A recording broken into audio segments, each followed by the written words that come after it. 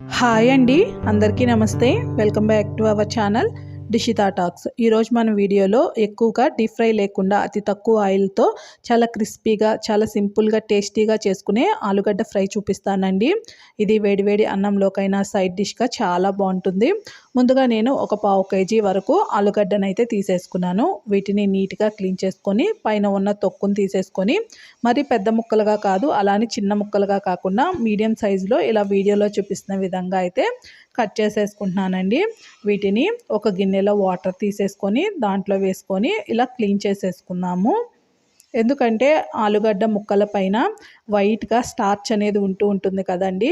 అది ఉంది అంటే మనం ఫ్రై చేసేటప్పుడు ముక్క ఒకదానికొకటి అంటుకుపోతుందండి, అలానే క్రిస్పీగా రాదు. సో దీనిని ఒకసారి వాటర్లో ఇలా నీట్గా క్లీన్ చేసేసుకొని పెట్టుకుందాము.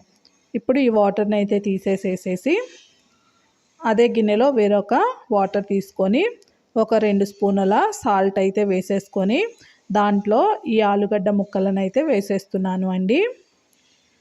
వీటిని వేసిన తర్వాత ఇలా చేతితో సాల్ట్ మొత్తం కరిగే విధంగా ఒకసారి కలిపేసేసుకుందాము. ఇలా కలిపిన తర్వాత దీనిని ఒక 5 నిమిషాలు అలా వదిలేసేద్దాము అండి.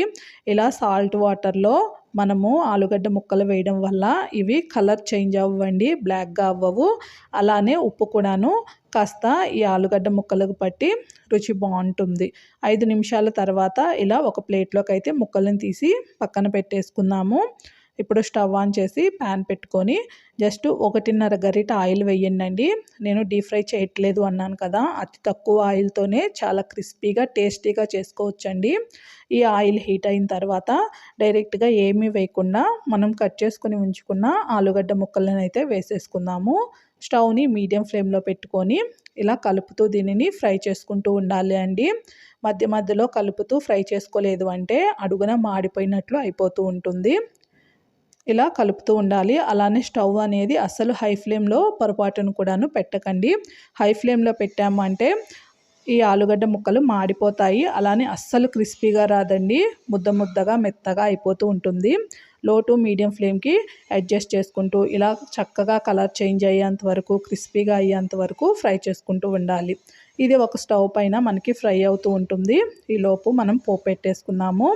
ప్యాన్లో ఒక గరిట ఆయిల్ వేసుకొని 1/2 టేబుల్ స్పూన్ ఆవాలు, 1/2 టేబుల్ స్పూను పచ్చెనగపప్పు, 1/2 టేబుల్ స్పూన్ జీలకర్ర, కాస్త ఇంగువ, 2 ఎండుమిర్చి తుంపులు, కరివేపాకు వేసేసుకొని పోపు అనేది ఇలా ఫ్రై చేసుకుందాము. ఇంగువ ఫ్లేవర్ చాలా బాగుంటుంది ఆలుగడ్డ ఫ్రైలో.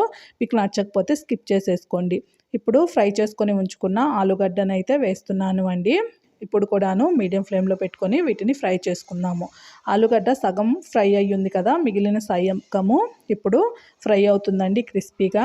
ఇది ఒక 2 నిమిషాలు ఫ్రై అయిన తర్వాత 1/2 టేబుల్ స్పూను ధనియాల పొడి, 1/2 టేబుల్ స్పూన్ జీలకర్ర పొడి, కొంచెం పసుపు వేసేసుకొని కలుపుకుంటున్నాను. దీంట్లో కొంచెం అల్లం అనేది దంచి వేయండి, అస్సలు స్కిప్ చేయొద్దు. ఫ్లేవర్ చాలా బాగుంటుంది దీంట్లో. అలానే రుచికి తగినంత కారం కూడాను వేసేసుకొని 1 నిమిషం ఫ్రై అయిన తర్వాత ఆలుగడ్డ బాగా క్రిస్పీగా వేగింది, స్టవ్ ఆఫ్ చేసే ముందు మాత్రమే సాల్ట్ వేసుకోండి. ముందు కనుక సాల్ట్ వేసాము అంటే ఆలుగడ్డ క్రిస్పీగా రాదు, మెత్తగా వస్తుంది. అంతేనండి, మన క్రిస్పీ ఆలు ఫ్రై రెడీ అయింది. ఇది వేడివేడి అన్నంలోకైనా, చారు, సాంబార్కి సైడ్ డిష్గా చాలా బాగుంటుంది. అతి తక్కువ ఆయిల్లో సింపుల్గా చేసుకునే రెసిపీ. నచ్చితే ట్రై చేసి వీడియోకి ఒక లైక్ ఇచ్చి ఛానల్ని సబ్స్క్రైబ్